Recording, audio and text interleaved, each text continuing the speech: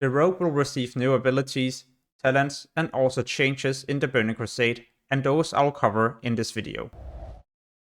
Zap has been improved as it no longer breaks your stealth, and no, you don't need to spend points into a talent to receive the bonus. It's going to be by default, therefore it's also going to be a lot easier to CC in PvP and PvE, where you don't have to worry about breaking your stealth and pulling everything. Blind has also been improved, as it no longer requires blinding powder, and on top of this it's no longer a poison, so a druid won't just be able to dispel this.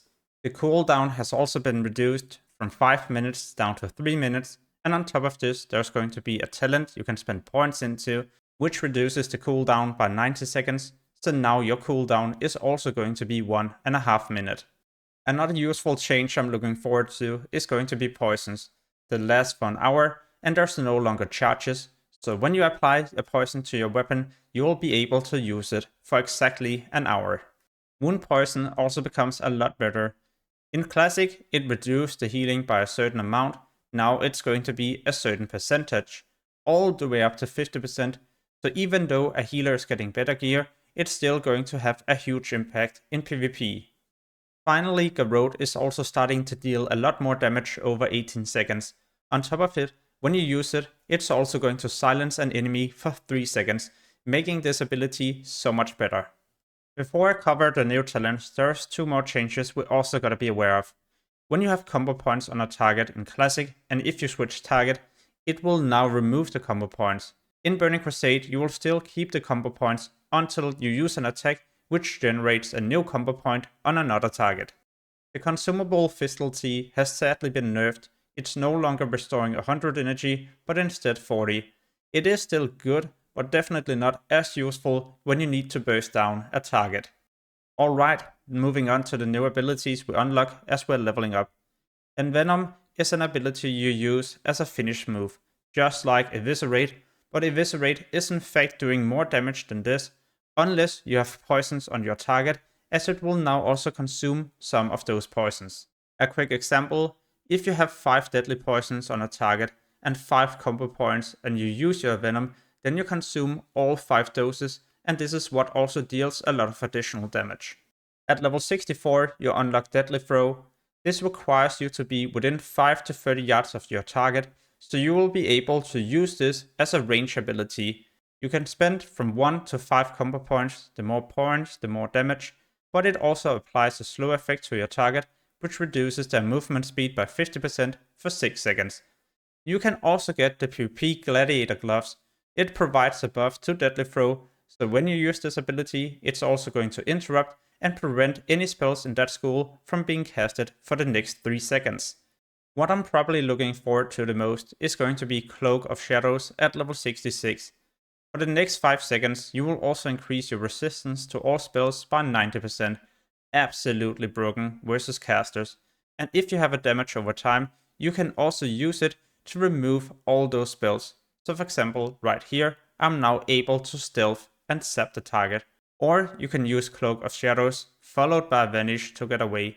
In Classic, if you had a spell on you, which also caused damage over time, it would immediately break your Vanish. We are also unlocking a new poison at level 68. It does pretty much the same as instant poison, but it's doing less damage.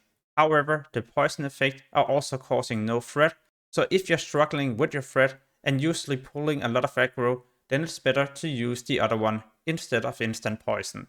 Talking about poisons, at max level we unlock Shift, an instant attack that requires 40 energy. The insane thing is that it also automatically applies your offhand poison. So if you're for example fighting a caster where you need to reduce the casting speed, then you could be using mind-numbing poison and use your Shift to instantly apply this to your target, or crippling or wound poison if that's needed. Moving on to the new talent trees and also their changes, beginning with combat.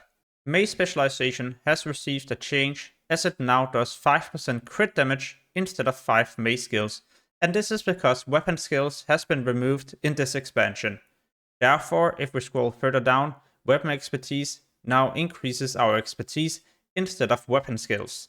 What expertise does is to reduce your enemy's chance to dodge and parry your attacks.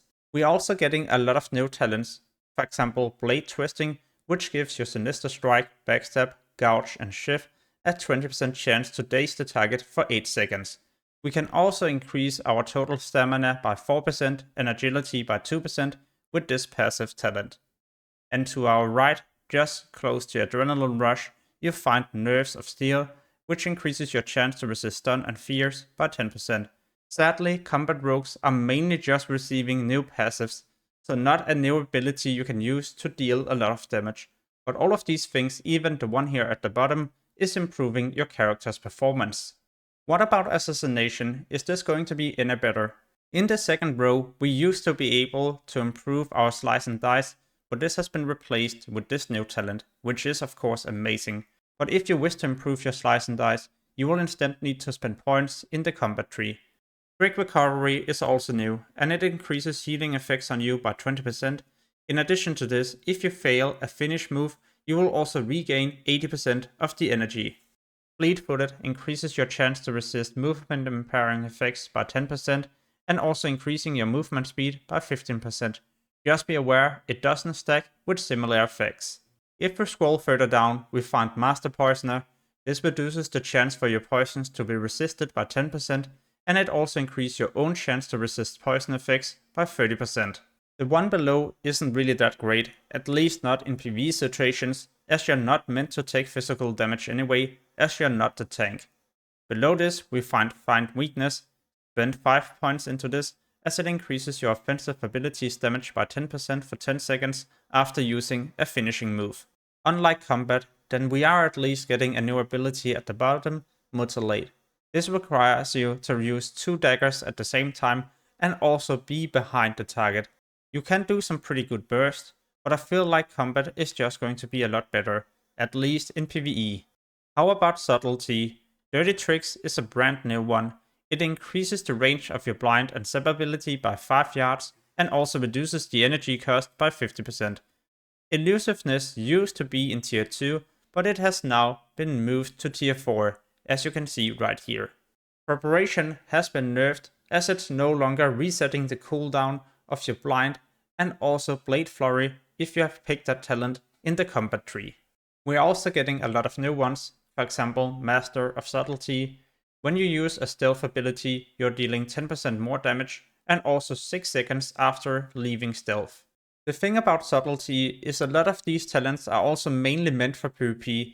Yeah, this can be used in PvE, but if we look at Cheat Death, this is mainly also for PvP. So if an attack was about to kill you, it would instead reduce you to 10% of your maximum health, and for the next 3 seconds also reduce your damage taken by 90%. But our rogue are not really meant to be dropping that low in PvE, which is why this is also mainly just a PvP talent.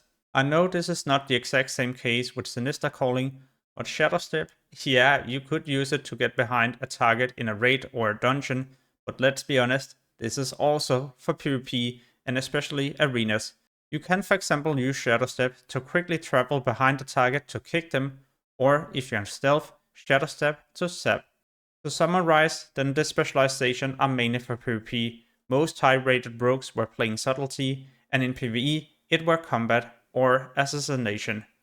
No matter what, then Burning Crusade will be a lot of fun to play, which is why I'm also making so many guides.